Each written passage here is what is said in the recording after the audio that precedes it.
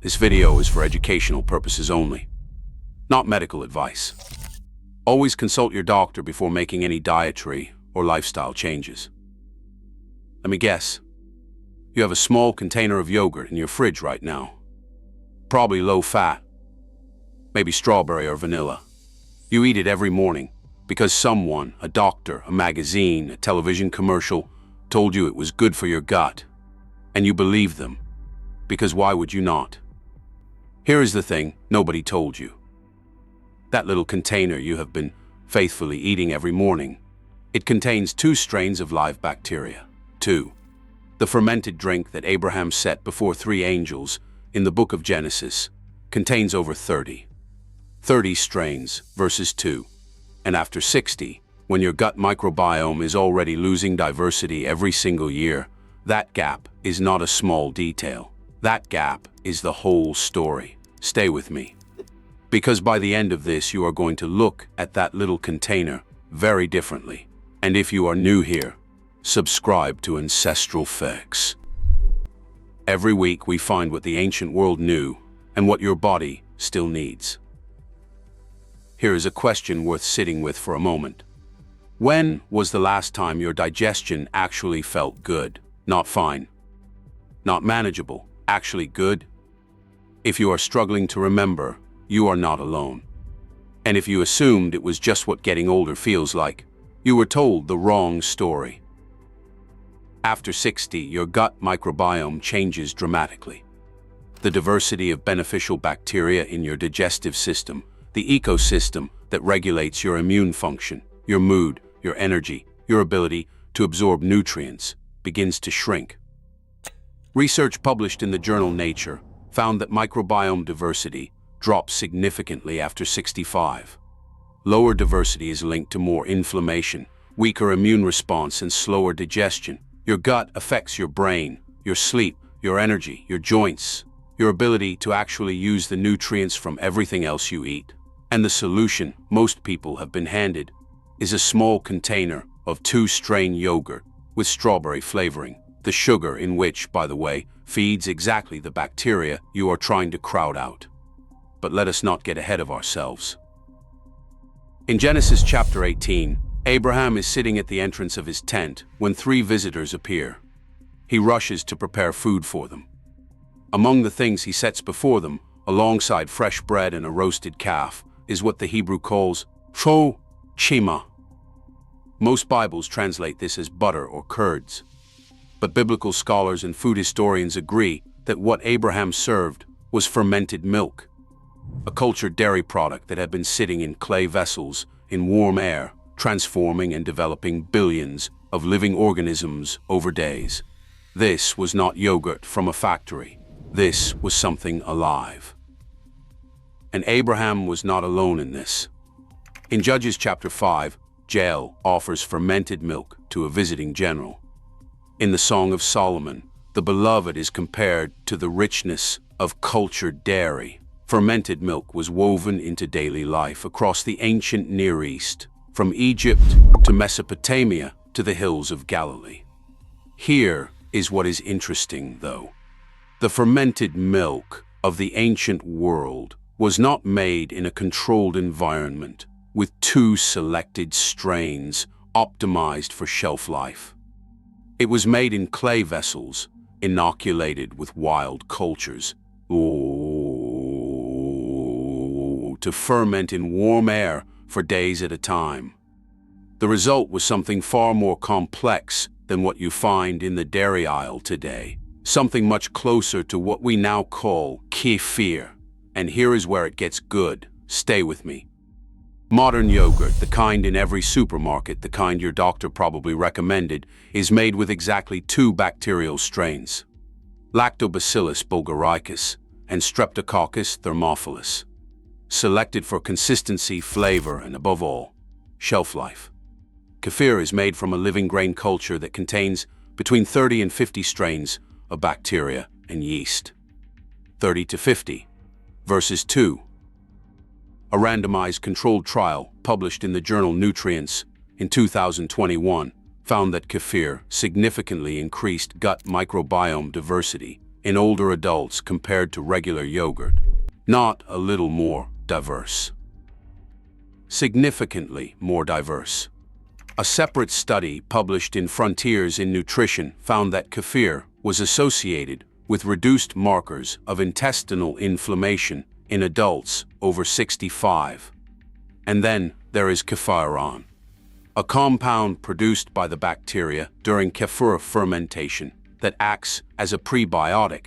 It feeds the beneficial bacteria already living in your gut, not just adding new ones. Yogurt does not contain kefir because the strains that produce it are not in yogurt. They were left out when someone decided to simplify the process for mass production. Does that make you look at that little container differently? Good, it should. So how did we end up here? How did a two-strain factory product become the probiotic food of the modern world? The answer is exactly what you think it is. In the 1970s and 80s, large dairy companies needed something they could mass produce, stabilize, and sell at scale. Yogurt was perfect. Two strains. Controlled environment. Predictable flavor, long shelf life. Easy to market. Kefir requires living grains. It is harder to standardize. Harder to ship. Harder to put in a television commercial next to a smiling woman in a white kitchen. So yogurt got the health claims, the magazine covers, the doctor recommendations. And kefir, the drink that has been made in mountain villages and ancient households for over 3,000 years, ended up in a small corner of the health food store next to things most people have never heard of. Your grandmother, if she came from Eastern Europe, the Middle East, or parts of Africa, may have made kefir herself. With grains passed down from her own mother, she probably did not call it a probiotic. She just called it what she always drank. But somewhere between her kitchen and yours, the grains were lost, and a strawberry-flavored two-strain product took their place. Picture a woman in her late 60s standing in the dairy aisle. She picks up her usual yogurt, low-fat, vanilla, the kind she has eaten every morning for 8 years because her doctor mentioned probiotics once in a routine checkup. She does not know the sugar in it feeds the wrong bacteria. She does not know two strains barely register against the diversity her gut has already lost. She does not know that 3 feet away on the same shelf, there is a bottle with 30 times more bacterial variety for roughly the same price. She's not doing anything wrong. She was just never told the full story. That is what this channel is for. Now let me give you something practical. 3 ways to bring real fermented food back into your routine. Start wherever feels easiest. First, plain kefir from the store. Look for whole milk kefir, not low-fat, not flavored. The label should list multiple strains, 10 or more ideally. Lifeway is widely available in the US and lists 12 strains. Start with half a cup per day. Your gut needs time to adjust, and that is completely normal. One note, if you are lactose intolerant, kefir may still work for you. The fermentation process breaks down most of the lactose. Many people who cannot tolerate regular milk handle kefir just fine. But start small and pay attention to how your body responds. Second, water kefir, a dairy-free version made with water, sugar, and kefir grains. The sugar is consumed during fermentation, so very little remains in the final drink. Available at health food stores and online. Third, make your own. Order milk kefir grains online for $5 to $10. Add them to whole milk in a jar, cover with a cloth, leave at room temperature for 24 to 48 hours. Strain, drink, repeat, indefinitely. The same process used in every mountain village and ancient household that has ever made this drink. The Lord God put man in the garden to work it and keep it. Genesis chapter 2 verse 15. The fermented drink Abraham served to angels is still here. The grains are still alive. The process has not changed in 3,000 years. Do not overthink this. Pick up 1 bottle of plain whole milk kefir this week. That is the whole first step. I have left a link in the description to the kefir starter grains I personally recommend, and to the plain whole milk kefir that is the easiest place to start today. Both links are in the description. I only recommend things I would give to my own family. 8 years of yogurt. Every single morning. 2 strains, low-fat, strawberry-flavored, and your gut is still not where you want it to be. That is not your fault. That is a gap in what you were told. 30 strains versus 2, kefir, that feeds the bacteria already living in your gut. Studied specifically in older adults for microbiome diversity and reduced gut inflammation.